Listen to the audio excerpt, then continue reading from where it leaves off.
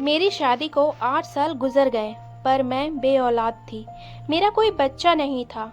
इसीलिए हम पति पत्नी इस बात को लेकर बहुत परेशान रहते। मेरे घर में किसी भी चीज़ की कमी नहीं थी। पैसा, रुपया, धन, दौलत सब था। कमी थी तो बस इस बात की कि मैं बेऔलाद थी। इन 8 सालों में हमने कई डॉक्टर से सलाह मशवरा किया तो पता चला मैं कभी माँ नहीं बन सकती। बात यह थी कि मैं माँ बन सकती थी, पर मेरे पति कभी बाप नहीं बन सकते। पर मेरे पति को बच्चा चाहिए था, क्योंकि वो घर के इकलौते थे। उन्हें अपने घर के लिए वारिस चाहिए थी, वो भी मेरे कोख से।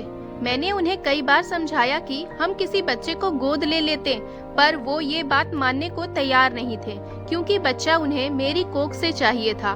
कुछ दिन बाद वो मेरे पास एक आदमी लेकर आए। कहने लगे, ये मेरा दोस्त है, इससे तुम शादी कर लो, पर यह शादी सिर्फ नाम की शादी होगी। इस लड़के के साथ तुम्हारा कोई संबंध नहीं होगा। बच्चा हम IVF के द्वारा पैदा करेंगे और बच्चा होने के बाद मैं तुम्हारा इससे तलाक करवा दूंगा। मेरे पति मुझसे प्यार तो बहुत करते थे, पर वो थोड़े पुराने ख्यालों वाले थे।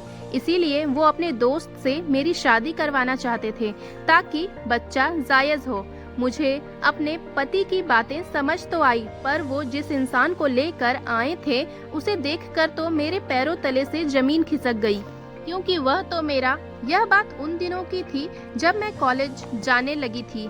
मैं अपने गांव के सरपंच की बेटी थी। मेरे पिता का मेरे गांव में बहुत नाम था।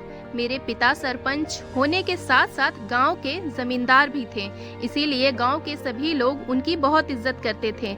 मैं अपने बाप की बहुत लाडली थी, क्योंकि 3 भाइयों के बाद मैं जन्म ली थी। मेरे पिता मुझसे बेहद प्यार करते थे।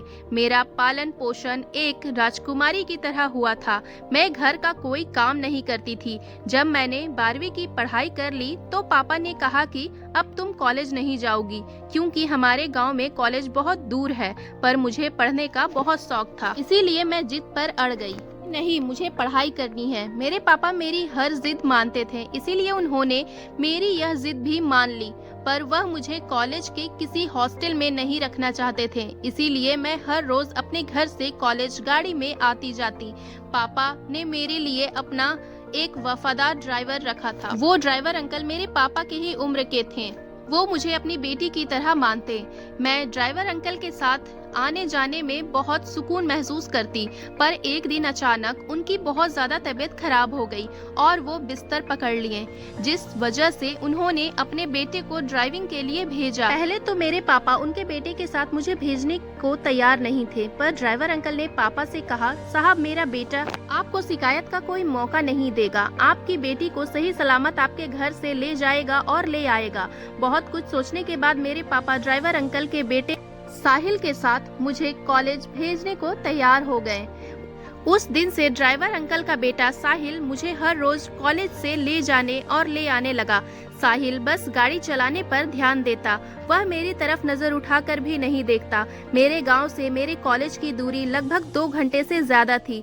उस 2 घंटे गाड़ी में मुझे चुपचाप बैठना पड़ता। देखने में ड्राइवर अंकल का बेटा साहिल कहीं से भी ड्राइवर का बेटा नहीं लगता था। वो देखने में बहुत स्मार्ट और खूबसूरत था और मेरे पापा और मेरी बहुत इज्जत भी करता था।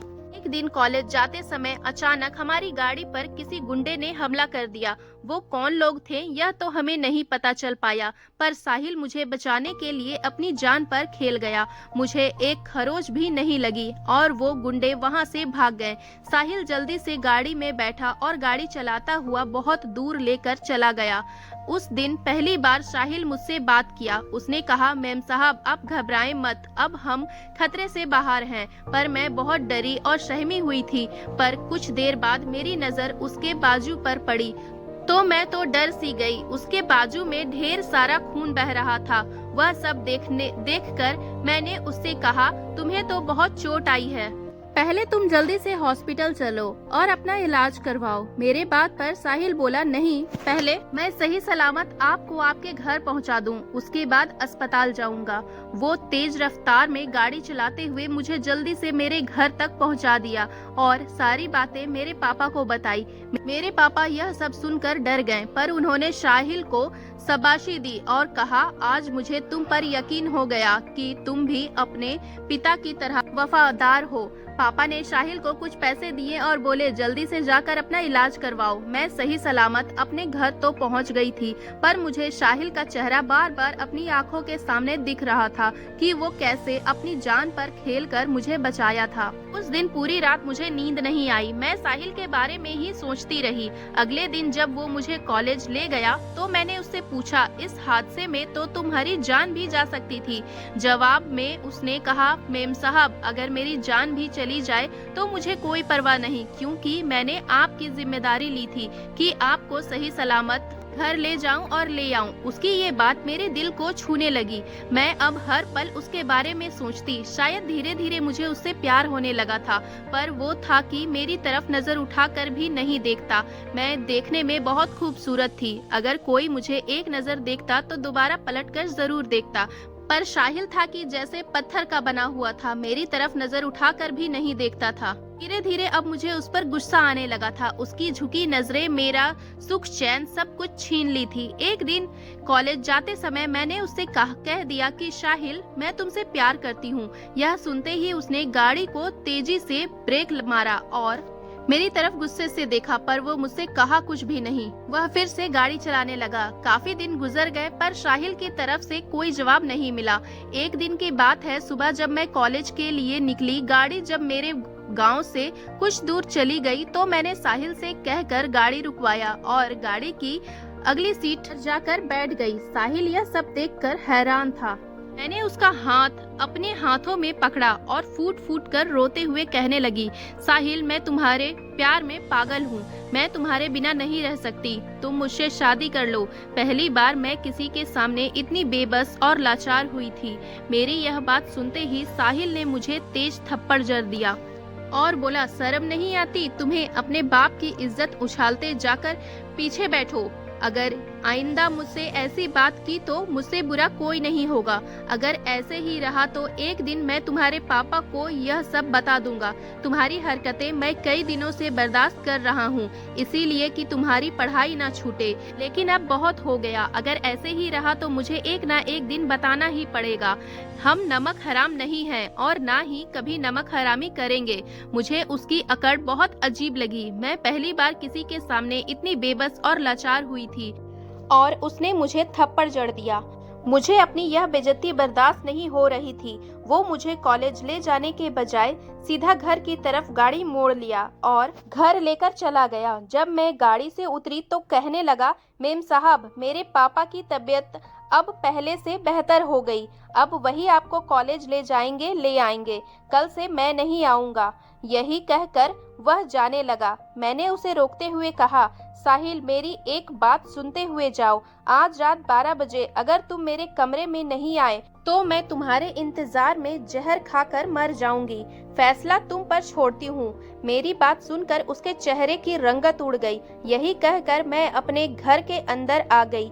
मुझे अपने थप्पड़ से ज्यादा अपने दिल पर लगी चोट उबल रही थी। आग तो ऐसी लगी थी कि बुझाए नहीं बुझती। उसने मेरे प्यार का यह जवाब दिया, शादी तो किसी हालत पर मैं उसी से करूंगी। यही सोचते सोचते अपने कमरे तक पहुंच गई। मुझे यकीन था कि जो धमकी मैंने उसे दी है वो आएगा जरूर। रात को लगभग 12 बजे मेरी खिड़की पर आहट हुई तो मैं लपक कर खिड़की की तरफ बढ़ी और खिड़की खोल दी तो सामने बेबसी से खड़ा मुझे देख रहा था।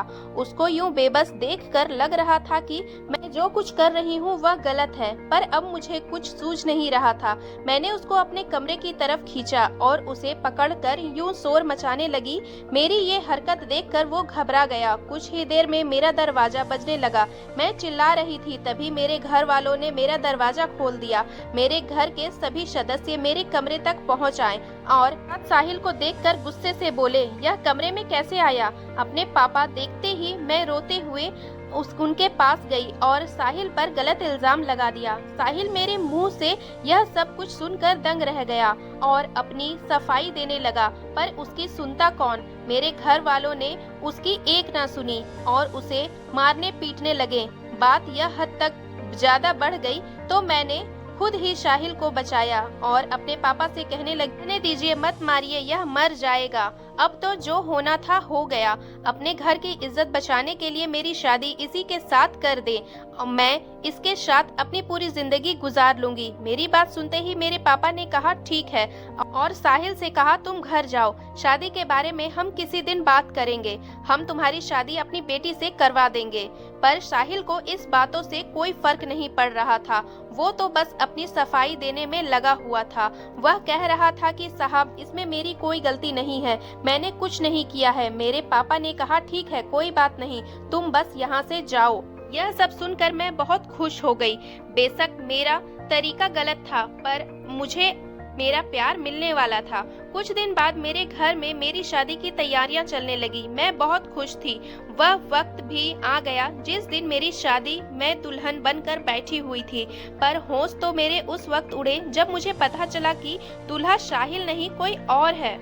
यह सब सुनकर मेरे होश उड़ गए। मेरी माँ ने मुझे आकर बहुत समझाया कि मेरी शादी हम जिससे कर रहे हैं तू उससे शादी को करने को तैयार हो जा, वरना बहुत बुरा हो जाएगा, क्योंकि तेरा आशिक साहिल अब मर चुका है। साहिल के मरने की खबर सुनकर तो मेरा दिल बैठ गया।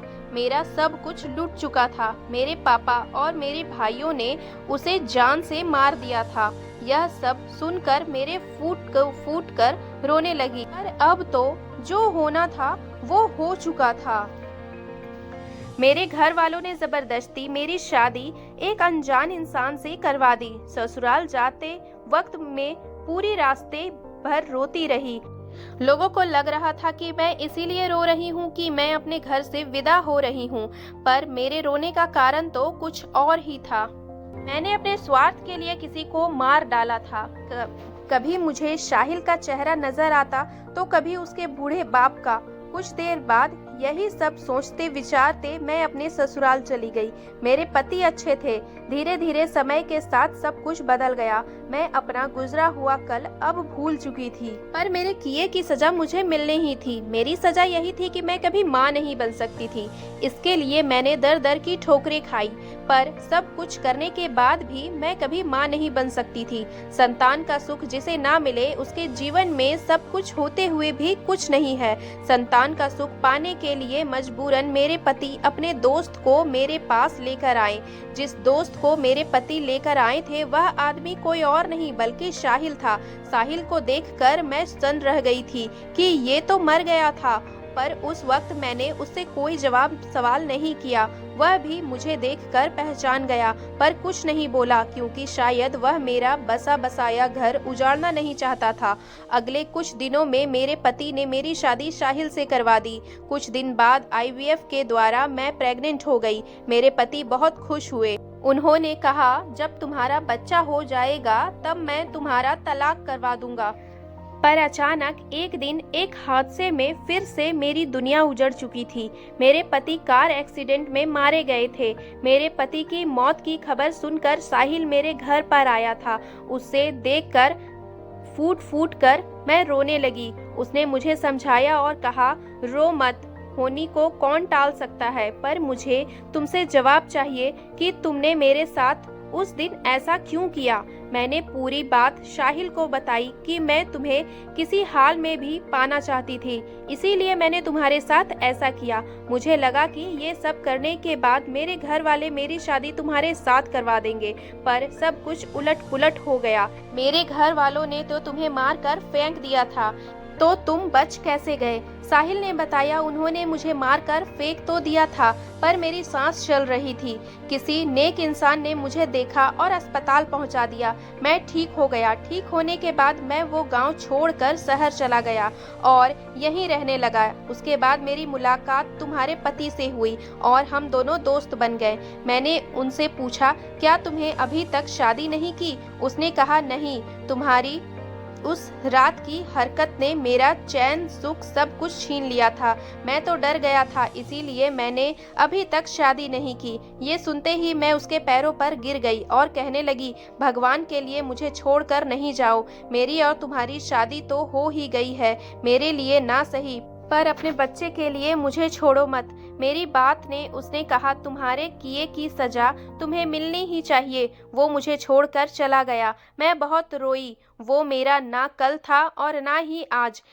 इंसान के किए की सजा उसे भुगतनी ही पड़ती है। मैंने साहिल के साथ गलत किया, जो मुझे मेरे अकेलेपन की बहुत बड़ी सजा मिली। कुछ दिन बाद मैंने एक बेटे को जन्म दिया। मैं साहिल के इंतजार में हूँ। मुझे लगता है आज नहीं तो कल वो जरूर आएगा। तो दोस्तों, आप लोगों को क्या लगता है, साहिल एक ना एक दिन जरूर आएगा या फिर वो कभी नहीं आएगा? जरूर कमेंट करके बताइएगा।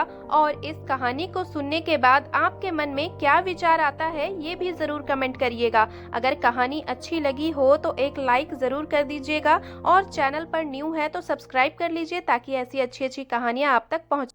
मिलती हूँ नई कहानी के साथ, तब तक के लिए बाय बाय।